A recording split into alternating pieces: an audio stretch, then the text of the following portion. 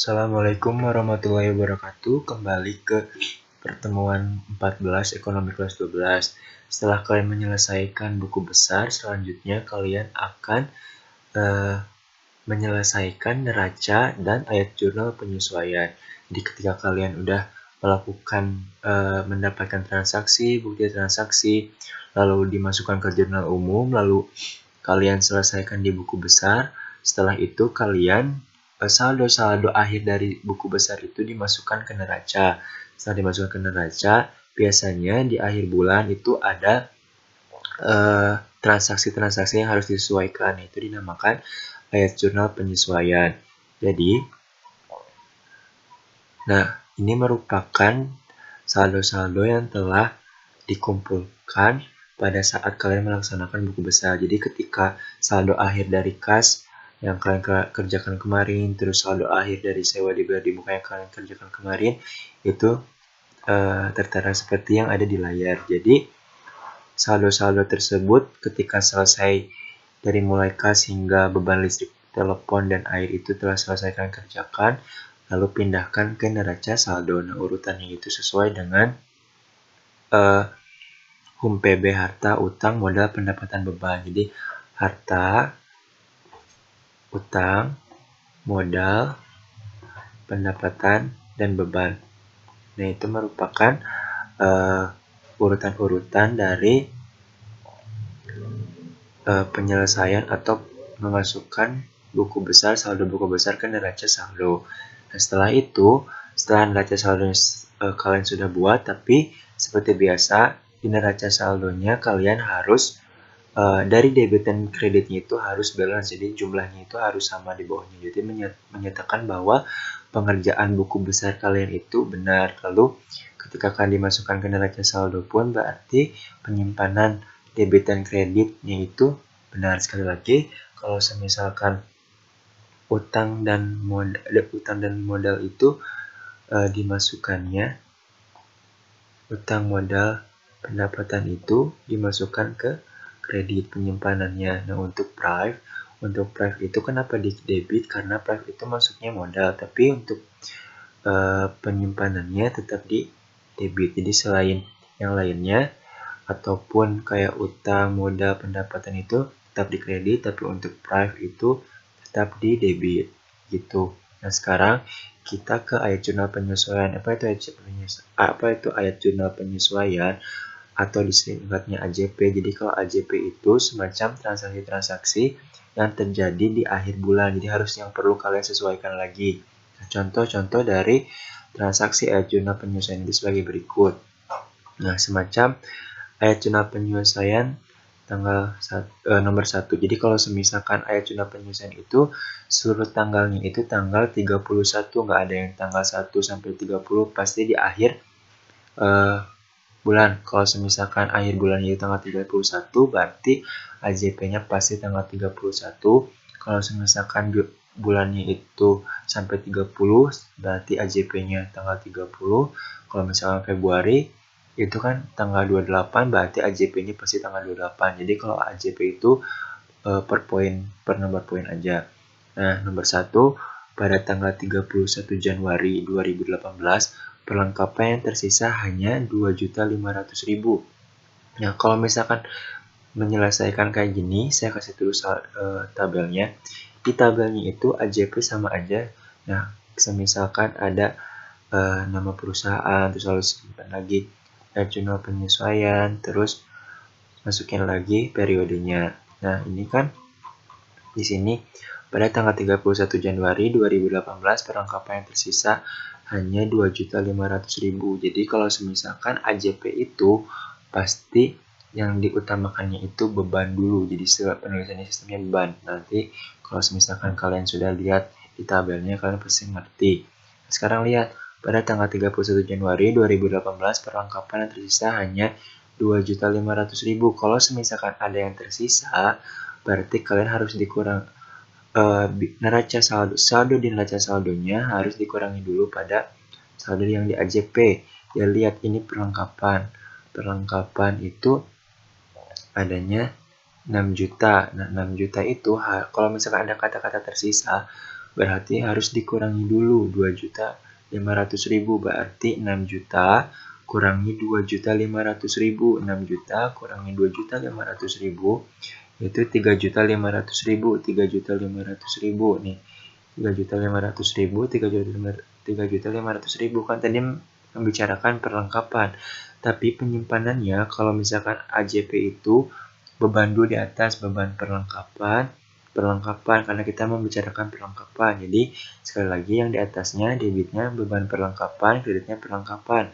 Saldonya yang tadi 6 juta dikurangi 2.500.000 jadi 3.500.000, 3.500.000. Sekarang nomor 2. Bengkel Akbar memiliki saldo sewa tempat senilai 7.200.000. Pada akhir periode Januari 2018 harus disesuaikan untuk mengetahui beban sewa setelah 1 bulan dipergunakan. Setelah 1 bulan dipergunakan, berarti kita harus tahu dulu berapa satu bulannya gitu, nominal untuk 1 bulannya. Berarti 7.200.000 ini dibagi 12 ya. 7.200.000 ini dibagi 12. Lalu nanti hasilnya dikurangi, misalkan kayak gini. 7.200.000 dibagi 12 itu kan sama 600.000. Nah, kan 600.000 itu merupakan nilai 1 bulannya kan.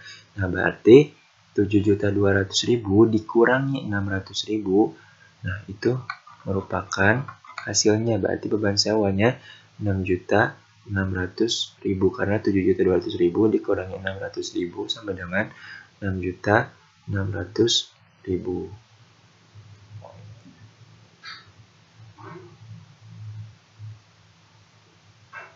Sekali lagi, kalau misalkan itu membicarakan sewa dibayar di muka, berarti ataupun sewa tempat, atasnya beban sewa seperti biasa, bawahnya baru ditulis lagi sewa dibayar di muka gitu. Berarti setiap debitnya merupakan beban. Nah, sekarang nomor 3. Saldo asuransi dibayar di muka pada neraca saldo Bengkel Akbar sebesar 2.400.000 pada akhir periode Januari 2018 harus disesuaikan untuk mendapat beban sewa setiap bulannya. Kalau misalkan yang nomor atas itu nomor 2 itu setelah 1 bulan dipergunakan, berarti kan tadi kita 7.200.000-nya itu dibagi 12. Tadi dibagi 12 itu hasilnya 600.000.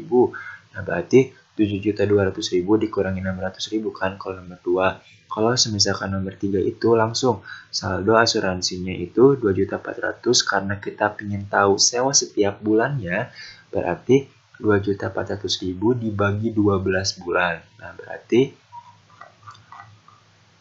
200.000. Berarti yang atasnya kan kita ngomongin asuransi, berarti tetap beban asuransinya di debit dan asuransinya di kredit, tapi harganya tetap 200.000 karena 2.400.000 yang tadi ini dibagi 12 bulan kayak gitu. Langsung nomor 4. Kalau nomor 4 itu kalau misalkan AJP itu jangan kaget kalau misalkan transaksinya itu panjang karena itu merupakan transaksi-transaksi yang harus kita sesuaikan kayak gitu. Nah, pada tanggal 30 Januari 2018, Bengkel Akbar telah menandatangani perjanjian kerja dengan pihak event otomotif.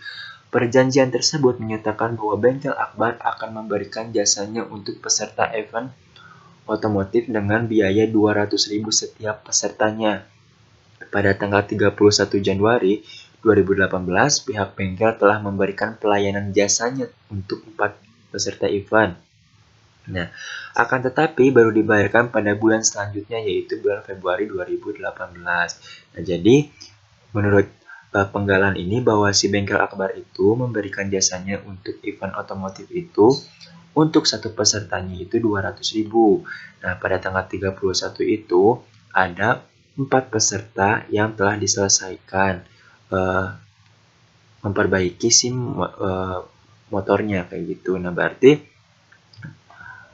200.000 ini dikali 4 karena 200.000 setiap pesertanya dikali 4 peserta, berarti 200.000 dikali 4 berarti 800.000. Tetapi akan baru dibayarkan pada bulan selanjutnya yaitu bulan Februari, berarti itu masuknya piutang. Nah, berarti 200.000 ini kali 4 sama dengan 800.000, tapi piutang.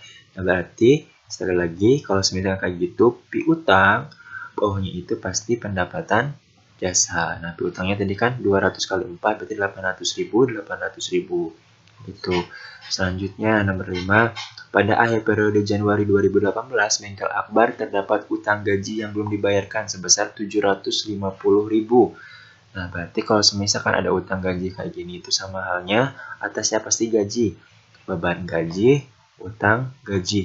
Pokoknya kalau misalkan di AJP itu setiap transaksinya, kalau misalkan kayak perlengkapan, sewa, terus asuransi, gaji, itu merupakan debitnya pasti beban dulu, kayak beban gaji, bawahnya yang ditanyakan beban gaji, bawahnya yang ditanyakan beban gaji, ataupun beban perlengkapan, bawahnya ditanyakan beban sewa, yang bawahnya ditanyakan beban asuransi, yang bawahnya ditanyakan. Jadi atasnya itu debitnya itu pasti beban terlebih dahulu.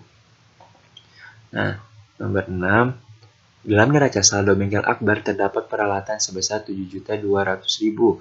Peralatan tersebut mempunyai nilai ekonomis 10 tahun. Nah, kalau misalnya ini kita harus, jadi pertanyaannya ini, berapa sih nilai ekonomisnya untuk per tahunnya? Nah, tinggal kalian 7.200.000 ini dibagi 10 tahun. Itu berarti kan 7.200.000 ini merupakan peralatannya, dan 10 tahun ini merupakan nilai ekonomisnya. Nah, berarti 7.200.000 ini dibagi 10 tahun.